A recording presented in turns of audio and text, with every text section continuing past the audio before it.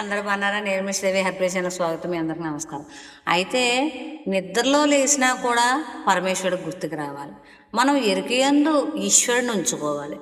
మనం మనం ఎలా ఉంటున్నాం, ఎటువంటి ఆలోచనలు వస్తున్నాయి, మనం చుట్టాల గురించి ఆలోచిస్తున్నామా, బంధువుల గురించి ఆలోచిస్తున్నామా, లేకపోతే భార్య బిడ్డల గురించి ఆలోచిస్తున్నామా, ఎవరి గురించి ఆలోచించినా అది నిరంతరము మైండ్లో ఉండకూడదు. మన మైండ్లో నిరంతరము జగన్మాత, లోకమాత, పరమేశ్వర, హరిప్రియ, హరివల్లభే, హరిమనానుకులే, జగన్మాత, శ్రీరామ, గోవింద, మాధవ, కేశవ, మధుసూదన అనేటటువంటి నామోచ్చారణ మనకి అలవాటు అవుతూ ఉండాలి. అలాగా నర్తించగా నర్తించగా నాదమవుతుంది. నాదమై మనకి అది ఒక అలవాటుగా అయిపోతుంది మన జీవితంలో. మనం అందరిలో ఉన్నా మాట్లాడినా అది మనసుకి నాలుగు మీదకి వస్తూ ఉంటుంది, ఒంటరిగానూ వస్తూ ఉంటుంది, నిద్రలోనూ వస్తుంటుంది.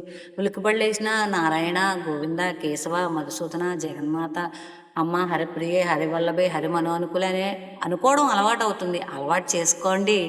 ఇది ప్రొడక్షను, ఇది శక్తి, ఇది కాంతి, ఇది ఇహంలో అన్నీ ఇస్తుంది, పరమోక్ష సౌదంబనిస్తుంది, అన్నీ ఇస్తుంది. లేదు అన్నది ఉండదు. మనం పట్టుకోవాలి. అమ్మ పొంగు పట్టుకుంటే అమ్మ కూడా ఎలా వెళ్తామో అలాగే పరమేశ్వరుని, పరమేశ్వరి ఈ యొక్క నామం పట్టుకుంటే ఈ యొక్క నరనావ చక్కగా నడుస్తుంది.